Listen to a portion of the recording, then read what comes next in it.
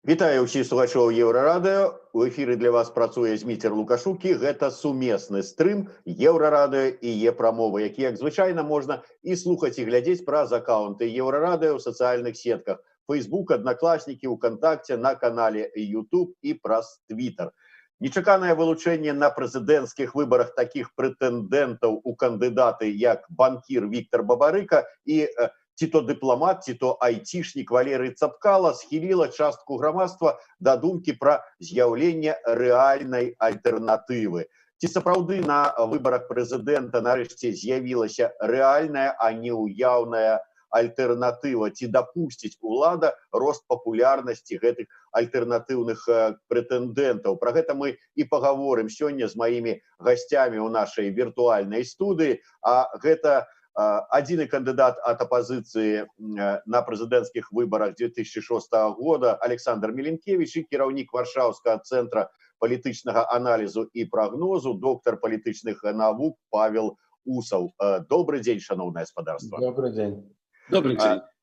Калі вы не супраць, я пачну, можа быць, з такога моманта. Учора вечарам прачытаў у Фейсбуку допіс вядомай нам усім Ганны Севярынец, якая там такія развагі яе на тэму, што вось яна 25 гадоў такая зацятая байкотчыца была. Ні разу на выбары не хадзіла ні на якія і ні разу не галасавала прынцыпова. А вось сёлета у яе нечакана, нават для яе самой, з'явіліся думкі, а вот ці не схадзіць і не прагаласаваць. Можа, вот що ж такі змяніць, зламаць свой унутраны сцэнар вот гэтай байкотнай. Як вы лічыце, наколькі ўсё ж такі такія думкі, яны пашыраныя сёлета падчас гэтых выбарах будуць сярод беларусаў, і ці варта паддавацца спакусе? Спадар Александр. Я думаю, можа не спакусе, а все ж таки узмацніць трохі веру, што ўрэшце можа з'явіцца з часам канкурэнтная палітыка ў Беларусі. Ну, сапраўды была ўжо такая нудота, такая нецікавая кампанія планавалася, што я сам упершыню ніколі не казаў, што вось трэба як-то байкатаваць, ці што, я просто упершыню подумал, что может замест удзелу оппозиции, калі она не может объединяться и не может представить альтернативу такую, хотя бы объединенную, то варто игноровать. Бо бойкот я не верю, бо бойкот в Беларуси сегодня в таких умовах реализовать немагчыма, на мою думку. И вот думал, что игноровать. Правда, так публично немного не казал. А сегодня я вот бачу, что сапраўды выборы могут быть цікавыя, хотя все равно подлік голосов будет под абсолютным контролем улады. Але конкуренция, ну, все ж таки з'является в выніку того, что номенклатурщики такого с добрыми бэкграундами, с историей поспеху удзельнічаюць у гэтых выборах. Павел, ваше меркаванне? Я не уверу ў тое, што на сённяшняй палітычнай прасторы ў Беларусі можа з'явіцца насамрэч незалежная альтэрнатыва, самастойная альтэрнатыва для Лукашенка, якая збіраецца, ну, насамрэч даволі моцна супрацьстаяць ці змагацца за выбары ці за вынік выбараў, бо, ну, па-першае, у нас няма выбараў, гэта трэба разумець, і што няма ніякага механізму дакладна выпрацаванага, каб вынік гэтых выбараў абараніць. Я маю на увазе абараніць з боку альтэрнатыўнага кандыдата. І ўжо зараз улады спрабуюць у грамадскую думку укідваць пэўны вынік таго, як будуць выглядаць гэтыя выбары. Можна прыгадаць учорашні вынік сацыялагічнага апытання у Менску сярод моладзі, якая праводзілася там праўладнымі арганізацыямі, і па гэтых выніках умоўнымі пераможцамі з'яўляўся на першым месцы Лукашенко, 61% набіраў, на другім месцы нават не Цапкала, нават не Бабарыка, а Гайдукевич, пра якога фактычна ніхто нічога не ведае, які ў палітычнай прасторы фактычна адсутнічае. То бок мы ўжо маем тую парадыгму, якую будзе будзе прытрымлівацца ўлада. І, безумоўна, адной з мэтай з'яўлення новых кандыдатаў, вы паглядзіце, што, напрыклад, «Гавары праўду», якая доўгі час лічылася такім фактарам прыцягнення выбаршчыкаў на выбарчыя участкі, фактычна знікла. Пра Дзмітрыева ніхто не чуе, ён не ўдзельнічае ў нейкіх публічных размовах, выказваннях і гэтак далей. На сённяшні момант улады выкарысталі, напэўна, іншы сцэнар, прывабліванне выбаршчыкаў на выбарчыя участкі. Гэта, безумоўна, вось гэтыя две постаці, можна па-рознаму ацэньваць, хто за імі стаіць, Масква ці Менск, гэта ўжо другаснае пытанне, але факт той, што менавіта на сённяшні момант гэта асноўны фактар прызыву тых, хто не галасаваў, тых, хто ігнараваў выбары, прагаласаваць. І такім чынам, у пэўным сэнсе легітымізаваць весь гэты працэс і нават вынікі гэтага выбару. Ну, от можна прыйсці да высновы з вашага адказу, што і з'яўленне такіх нечаканых, нібыта альтэрнатыўных кандыдатаў з моцным бэкграундам бюрократычным, як сказаў спадар Александр, вось Бабарыкі і Цапкалы, гэта такі адмысловы ход уладаў, каб прыцягнуць людзей прыйсці на выбарчыя ўчасткі. Так я разумею? Так, і, безумоўна, і не трэба забывацца, што номенклатуры як нейкай самастойнай сілай палітычнай не існуе. Ёсць меркаванні, аб гэтым казалася, што номенклатура вышэйшая незадаволена Лукашенка і таму у пэўным сэнсе высоўвае гэтых кандыдатаў. Але для мяне ўвогуле незразумелы механізм, як номенклатура, якая не з'яўляецца маналітам нейкім, дзе няма нейкіх цэнтраў уплыву, можа кагосьці высунуць. Мы вельмі добра ведаем, як улады распраўляюцца з тымі асобамі, якія становяцца рэальнай альтэрнатывай. Мы памятаем таго ж Казуліна ў 2006 годзе, мы памятаем 2010 год. Я думаю, што ў асноўным гэта выкарыстоўваецца дзеля рэкламы выбараў. Безумоўна, грамадства стамілася, безумоўна, грамадства чакае нечага новага, нейкіх твараў. Гэтыя твары яно атрымоўвае, але вынік усё ж адно будзе той самы, які на папярэдніх выбарах. І я ўпэўнены ў тым, што пасля выбараў гэтыя нібы альтэрнатыўныя кандыдаты, нібы новыя твары, яны знікнуць. Альбо з німі здарыцца тое, што здарылася з Сабчак Ксеніяй, падчас якая выступала нібы альтэрнатыўны новы кандыдат на выбарах у Расіі ў 2018 годзе. Альбо такі лёс, як усім вядомы Тацяна Караткевіч, якая сышла ў нябыт фактычна. Спадар Александр, фактычна гэта быў зараз у тым ліку закід і ў ваш бок. Вы ж таксама фактычна номенклатуршчык у мінулым, былі намеснікам старшыні Гарадзенскага гарвыканкама. Чалавек з улады. Няўжо, як Павел кажа, такія людзі з улады, яны, Бабарыка хоць і банкір, але ён быў на сваю пасаду прызначаны адпаведна Лукашэнкам. Цапкала, хоць зараз ужо нібыта і не ў абойме, але таксама, скажем так, былых не бывае, як кажуць. Тым не менш, няўжо яны, такія людзі з гэтых абоймы бюрократычнай, номенклатурнай, не здольныя на самастойнае рашэнне? Я вернуся да тезісаў Павла з большасцю. Я згоден, канешне, выбараў у нас рэальных ніякіх няма. І лічыць галасы ніхто, напэўна, не будзе. І адзінае, што я бы сказаў, што сапраўды ўлада выглядае пакуль што як абсалютны маналіт. Усё кіруема, усё вызначана, і адзін чалавек вырашае ўсё. Але у грамадстве ёсць раскол. Большасць уже не любіць Лукашэнку, а хоча пераменаў і замены, стаміліся страшэнна ад яго. Але стомленасць ад Лукашэнкі ёсць і ў номенклатуры, а яна не публічная. Але яна ёсць, і я знаю з канкрэтных размоваў. Іншая справа, што вельмі баяцца людзі гэта выказваць. Таму я думаю, што тое, што ёсць на гэты раз Цапкала і Бабарыка, гэта сведчыць менавіта пра раскол унутры ўлады па пазіцыях, па бачанні стратэгіі. І яны агучваюць гэта. Конечно, гэта для іх небяспечная гульня. Я думаю, што ўсё ж такі Бабарыка прызначаны Масквой, потому что, по-моему, гэта як філіал банка. Ну вот дакладна не знаю. Белгаз, так, Промбанк. А Цапкала, конечно, чисты номенклатурщик, но обидва высокого рангу чиновники с поспехом. И думаю, что яны просто агучивают вот тое, что жадают чуть люди у номенклатуры. Она у нас вельми широкая. Это велизарная колькость людей, вельми уплывовая.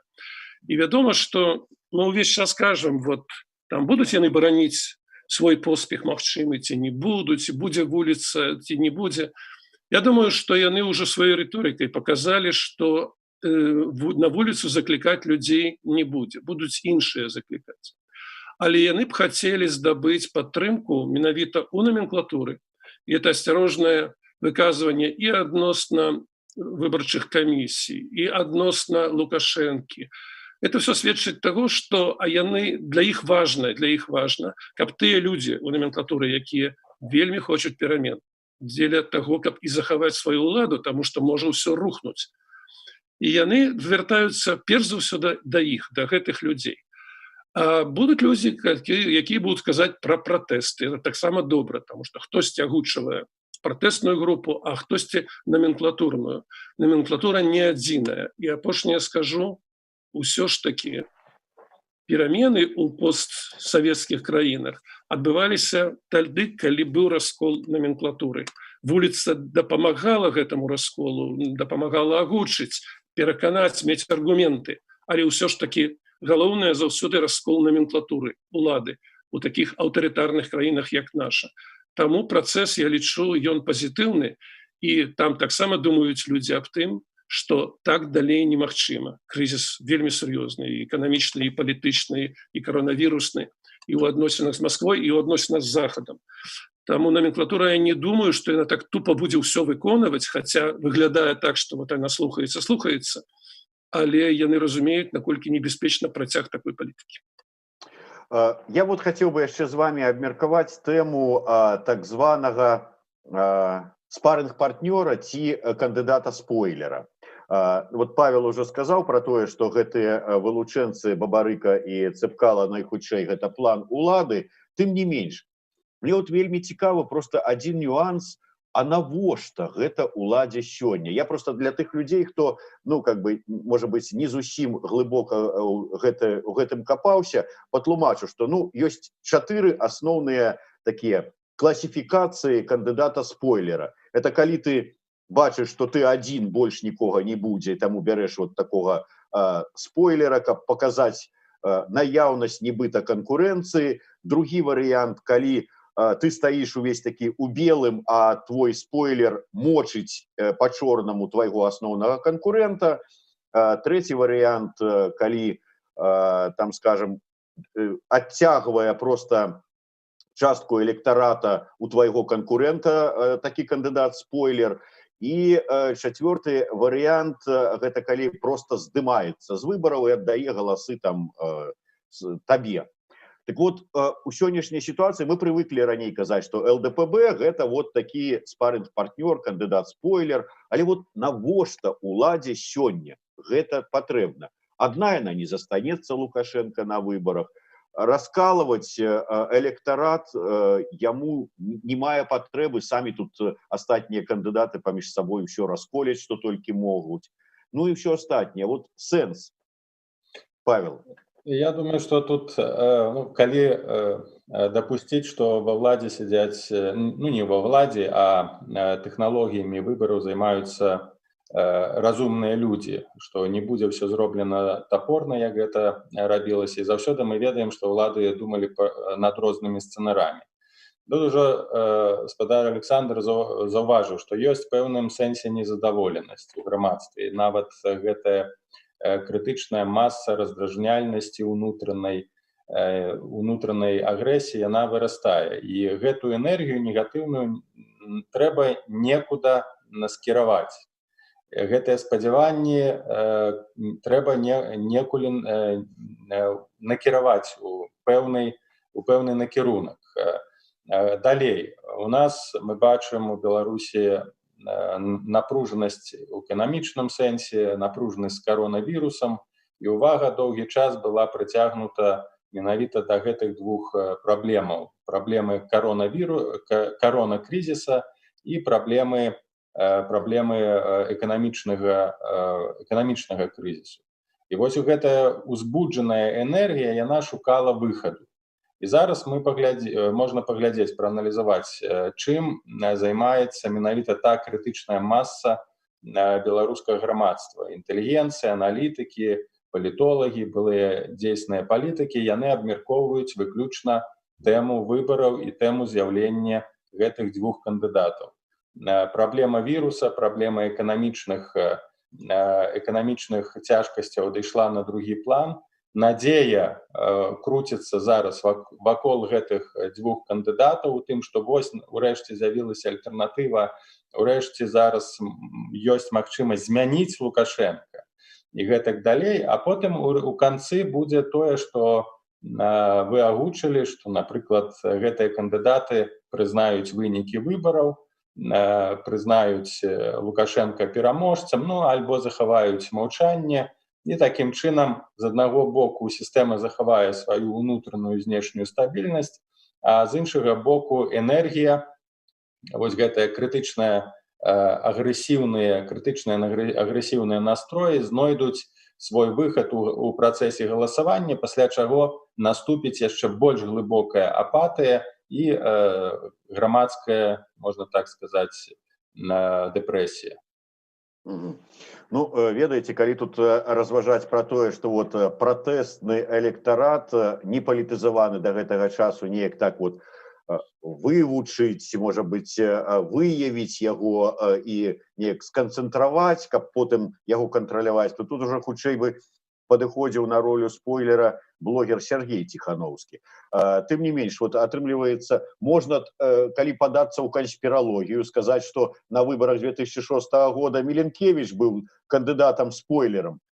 Не, Казулін, хутчэй, бо Александр Міленкевіч ўсё ж такі уваходзіў у канцэпцыю так званых каляровых рэвалюцыяў.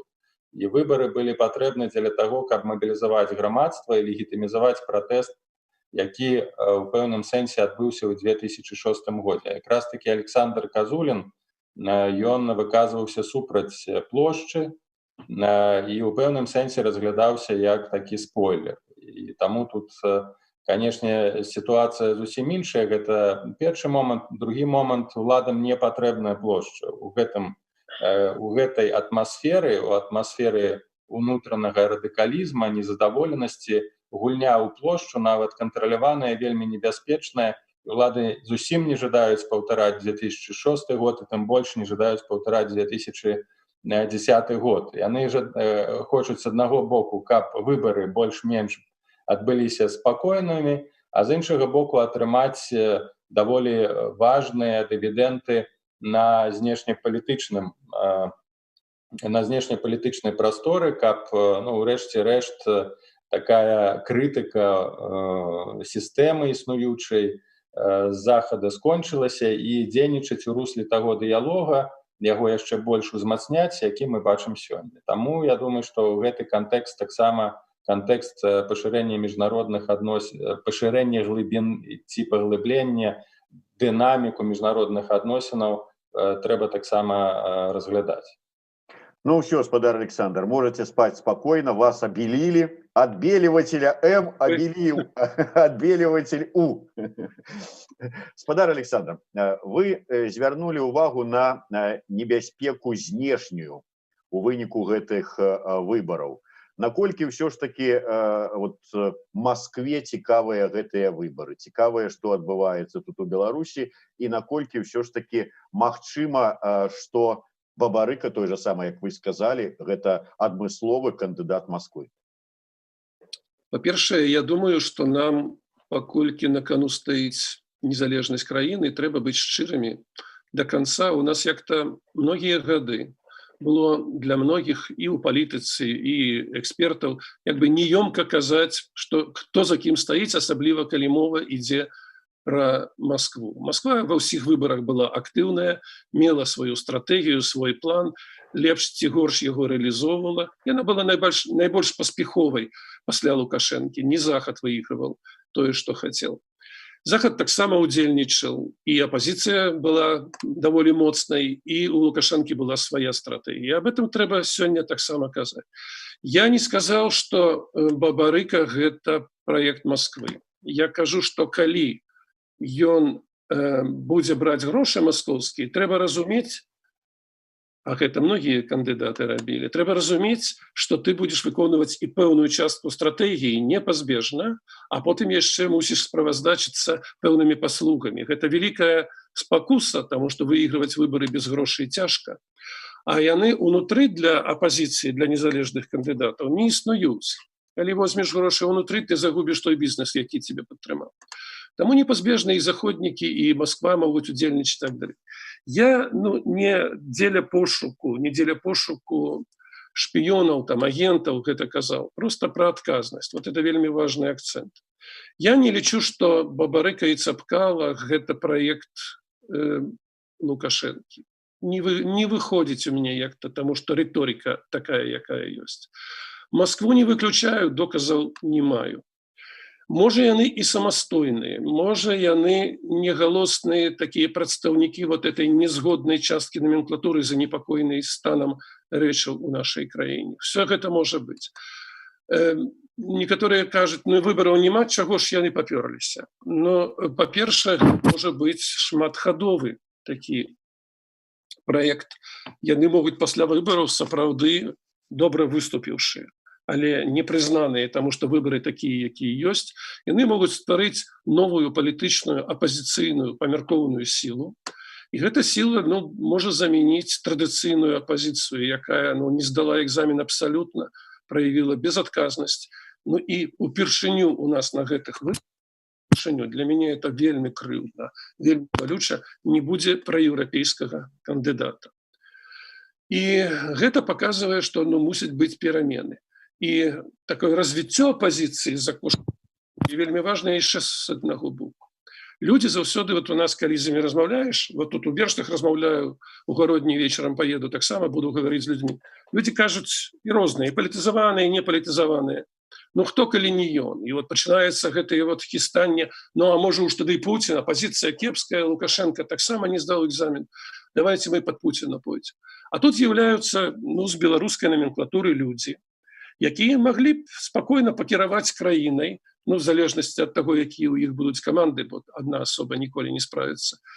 І гэта переключае проста арыентацыю людзей, якія шукаюць, а што ж рабіць. Аказваецца, і ў нас ёсць людзі, нават смела заяўляюць пра гэта. Таму у мяне цікавасць да выбараў большая. Я лічу, што нам вельмі важна усім гаварыць шырока і глядзець, што тут ёсць розныя інтарэсы, розныя стратэгіі. Расійская стратэгія для мяне найбольш заўсёды небяспечная, таму што для іх залежнасць Беларусі, антыеўрапейскі курс Беларусі, прыватызацыя Беларусі – гэта вялікі.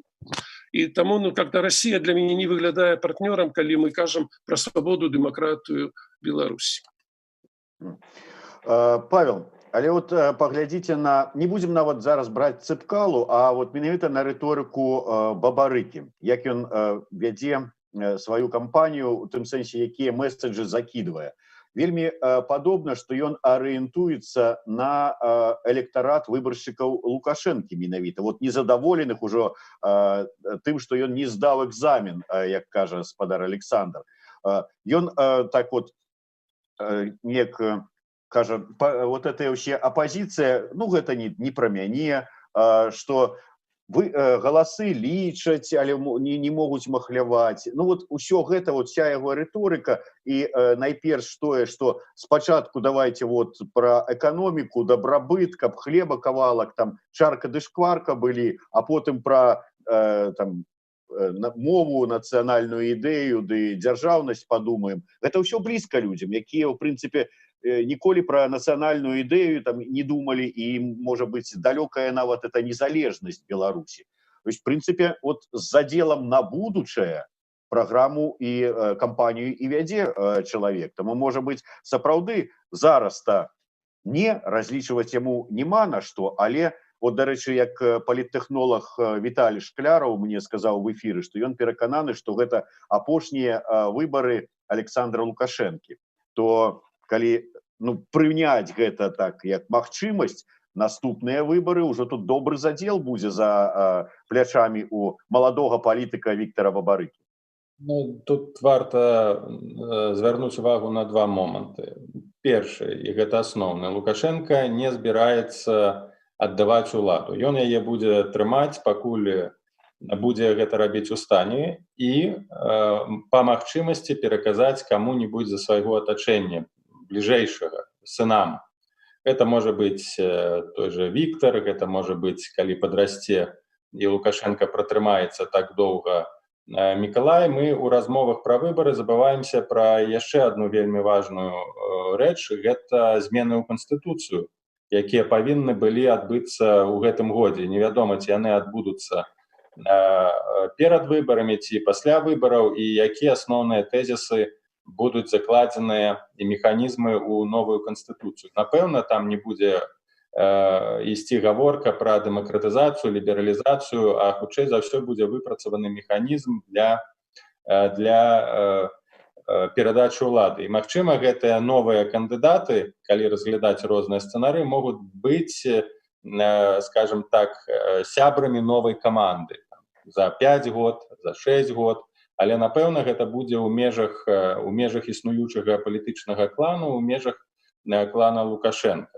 І ясна, што проста так здавацца і пераказваць уладу, нават прайграўшы на выбарах, Лукашенка не будзе. Другі момант, на што варта звярнуць увагу, калі мы аналізуем і Цепкала, і Бабарыка, калі глядзім на грамадства і тыя месаджы, якія гэтыя кандыдаты будучыя, магчыма, высылаюць да грамадства. Яны высылаюць тыя месаджы, якія 26 год высылаў Лукашенко беларускаму грамадству. І гэта праблема насамрэч. Мы маем дачыненне з тым фактам, што за 26 гадоў Беларусь і беларускае грамадства не сфарміравалася як поўнавартаснае нацыянальнае грамадства. Яно застаецца савецка-арыентаваным, яно застаецца арыентаваным на Расею. Для яе каштоўнасці незалежнасці ці дэмакратыі, свабоды, мовы, культуры не маюць ніякага значэння. Гэта 26 год прайшло. То бок, фактычна за вось гэты перыяд адбылася дэканструкцыя нацыі яшчэ больш глыбокая і дэканструкцыя нацыянальнай дзяржавы. І для мяне гэта значна большая праблема і значна большы паказчык, з чым мы маем дачыненне. Ну а што тычыцца ізнову Бабарыкі, ягоных выступаў, то, па-першае, мы бачым, што ён не жадае радыкалізацыі, калі ён самастойны гулец, калі дапусціць, што ўсё ж такі Бабарыка гэта яго рашэнне самастойнае, вось ён вырашыў такім чынам самарэалізавацца, то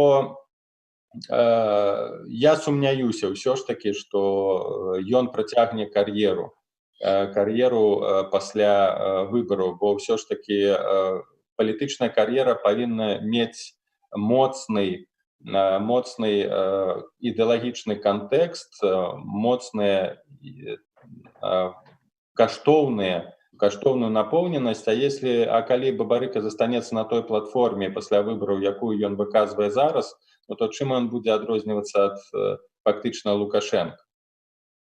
Вот, дарэчы, таксама цікавы момант. А чым ён адрозніваецца ад Лукашэнкі? Ці чым адрозніваецца ад Лукашэнкі па вялікаму рахунку? Той же самы Ціхановскі. І Лукашенко выйграў у 94-м выбары без усялякай ідэалагічнай вось гэтай вось платформы падаплёкі. На чым выйграў? Будзе як у СССР, я там вярну вам усе вашыя страчаныя грошы, хаця б там халадзільнікамі і тэлевізарамі. На гэтым выехаў. Пра гэта кажуць зараз і Бабарыка, пра тое, што найперш трэба эканоміку падняць і дабрабыт падвысіць. Пра тое ж самае кажуць і іншыя, якія кажуць, што вот мы там супраць усяго дрэннага, за ўсё добрае. Гаспадар Александр, вы бачыце розніцу? Я бачу розніцу, но і мне здаецца, што асцярожна Бабарыка гэта падкрэслівае, но ён увесь час скажа, што вы самае галоўнае, самае першае зробіце, ён кажа, што зменю канстытуцыю, у якой бясконца можна кіраваць краінай. Но гэта вельмі такой фундаментальны новы падыход, бо людзі стаміліся ад вечнага прэзідэнта. Тым больш таго, які сёння завёў краіну ў такі стан.